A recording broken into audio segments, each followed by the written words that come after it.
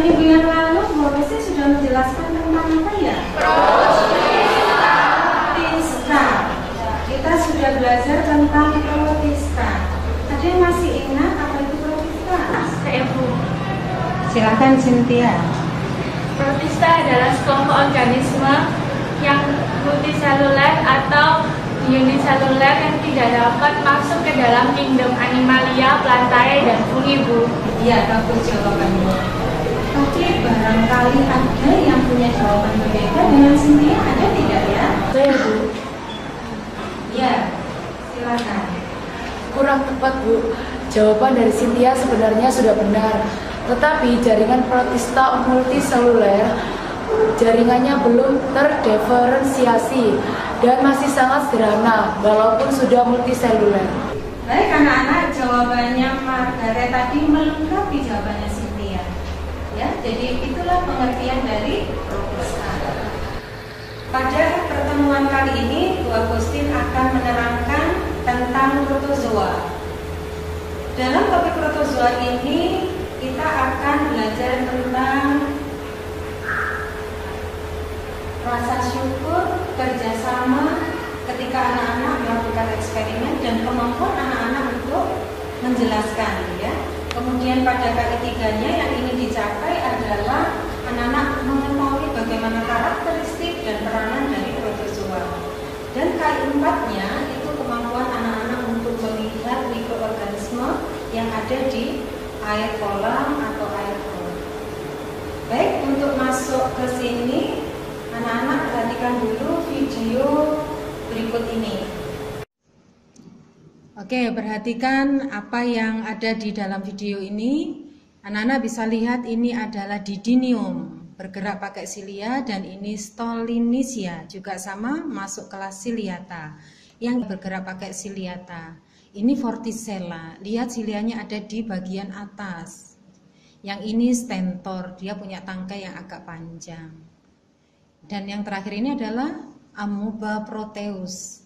Lihat cara bergeraknya, dia menggunakan pseudopodia atau kaki semu. Inilah kehidupan organisme mikro yang ada di setetes air kolam. Ya, bisa air kolam ada, air selokan ada. Tapi Bu Agustin ingin menjelaskan dulu tentang pengelompokan protozoa. Berdasarkan pada macam alat geraknya, protozoa dibagi menjadi 6 kelas. Kelas yang pertama adalah Rhizopoda. Kelas ini bergerak menggunakan kaki semu atau pseudopodia. Kelas yang kedua adalah Ciliata. Dilihat dari katanya ada cilia, berarti dia bergerak pakai cilia atau rambut getar. Yang ketiga adalah kelas Flagellata. Kelas Flagellata ini bergerak menggunakan flagel. Sementara kelas yang keempat adalah Sporozoa. Sporozoa tidak mempunyai alat gerak, jadi dia bergeraknya mengikuti mediumnya. Kemudian yang kelima adalah Foraminifera. Ini cirinya dia punya cangkang dari kalsium karbonat. Kelas yang terakhir adalah Radiolaria. Ini adalah kelompok protozoa yang mempunyai kaki dari pemancaran sitoplasma. Sekarang coba anak-anak mengidentifikasi sendiri dari air yang telah anak-anak bawa. Ya, ada air yang bawa air got, ada air kolam, ada air sungai. Silahkan diidentifikasi menggunakan mikroskop. Anak-anak temukan mikroorganisme kelompok yang mana. Gitu ya? Siap? Siap. Baik, silakan anak-anak mulai bekerja. Penuntunnya adalah LKS ya.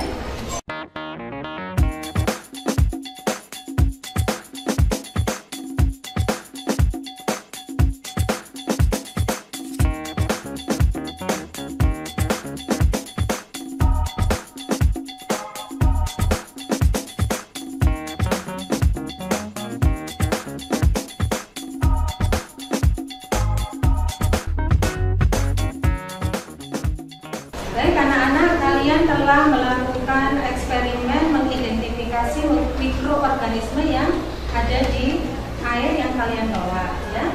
Sekarang silahkan melaporkan dari apa yang kalian amati. Ada yang mau maju duluan, menyampaikan duluan? Saya lihat, silakan kita dibacakan hasil dari identifikasi kamu. Saya menemukan jumlah mikroflora bergeraknya dengan flagel, hidup bebas, simbiosis mutualisme, simbiosis parasitisme, aseksual dengan pembelahan gender. Baik anak-anak, untuk memperjelas dari eksperimen yang kamu lakukan, data yang kalian ambil, ada beberapa data yang mungkin tidak bisa dilihat di bawah mikroskop cahaya. Nah, ini Ibu akan mencoba terangkan untuk organel-organel yang hanya bisa dilihat pakai mikroskop elektron. Perhatikan ini struktur dari ciliata atau ciliopora, sama ya, ciliata dengan ciliopora. Perhatikan organel yang penting, di sini ada lisosom. Kemudian ada oramorf, itu adalah celah mulut, ini dipakai untuk memasukkan makanan. Yang kalian perlu juga ada vakuolanya. Di sini ada dua vakuola, ada vakuola kontraktil dan ada vakuola makanan. Vakuola makanan dipakai untuk mencerna makanan, sedangkan vakuola kontraktil itu vakuola yang dipakai untuk mempertahankan osmoregulator. Jadi dia sebagai organel untuk mempertahankan tekanan osmotik dari sel ciliata ini. Kemudian nukleusnya dia punya dua nukleus ya. Ada nukleus yang besar disebut makronukleus dan yang kecil disebut mikronukleus. Dan makronukleus dan mikronukleus ini nanti akan berperan dalam reproduksi seksual. Sekarang perhatikan bagaimana proses reproduksi seksualnya.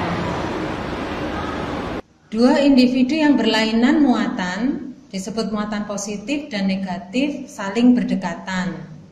Makronukleus menghilang, mikronukleus masing-masing individu membelah secara meiosis menjadi 4 inti. 3 inti lenyap, 1 inti membelah jadi 2 haploid. 1 inti diantaranya saling bertukar sehingga terjadi saling tukar inti. Kedua inti menyatu sehingga terbentuk inti diploid dan kedua paramecium memisah kembali. Inti diploid hasil fertilisasi membelah mitosis 3 kali sehingga terbentuklah 8 inti melalui peristiwa karyokinesis. 4 inti menyatu jadi makronukleus dan 3 inti lenyap serta yang 1 inti jadi mikronukleus. Demikian adalah tahapan konjugasi pada paramecium.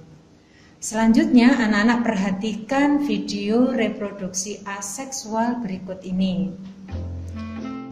Reproduksi aseksual pada paramecium itu disebut pembelahan biner, pembelahan menjadi 2. Ada 2 tipe, yaitu pembelahan secara transversal dan pembelahan secara longitudinal.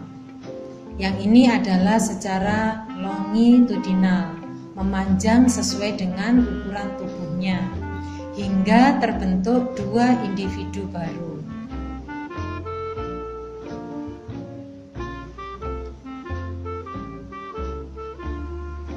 Sementara yang berikut ini adalah pembelahan biner secara transversal. Jadi dari arah lebar tubuh paramecium hingga terbentuk 2 individu baru.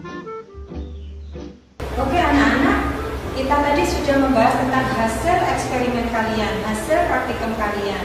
Kita sudah tahu ciliata, flagellata, dan rhizopoda. Untuk yang sporozoa kita tidak bisa praktikum. tapi perhatikan penjelasan Ibu tentang siklus dari plasmodium sebagai contoh dari kelas sporozoa. Ya. Perhatikan gambar berikut. Lihat di situ ada nyamuk sedang menggigit manusia. Ketika dia menggigit, air liurnya itu mengandung sporozoid. Sporozoid masuk ke dalam peredaran tubuh manusia, dia masuk ke dalam sel hati, kemudian di dalam sel hati dia membelah mitosis, membentuk merozoid. Nah, merozoid itu nanti akan keluar dari sel hati, kemudian dia menuju ke peredaran darah manusia, dia menyerang sel darah merah. Di sel darah merah, merozoid berubah menjadi gametosit.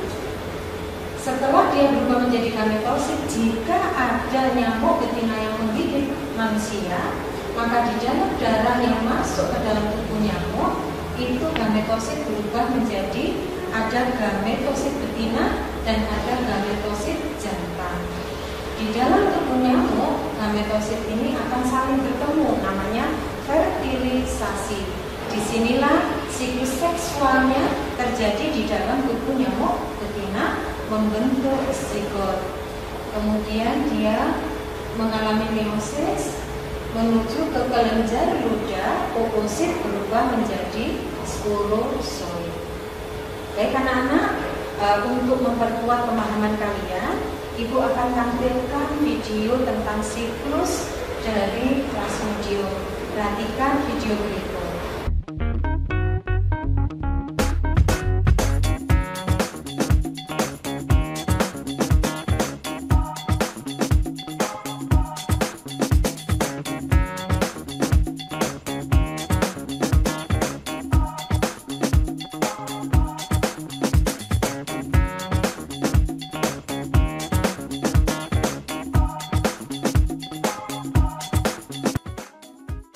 Baik anak-anak, kita sudah selesai dan kita sudah bahas tentang protozoa, anak-anak sudah identifikasi. Baik, mari kita simpulkan apa pembelajaran hari ini. Yang pertama, klasifikasi dari protozoa. Ya. 1. Protozoa mirip protozoa yang bergerak menggunakan flagel disebut flagellata. Kemudian kita sudah ketemu dengan rhizopoda, kita ketemu dengan ciliata, kita temukan 3 ya. Baik, untuk menindaklanjuti apa yang sudah kita pelajari hari ini, Ibu akan berikan kuis. Anak-anak siapkan kertasnya, kuisnya Ibu akan tayangkan di depan. Ya, selamat mengerjakan, waktunya 5 menit saja.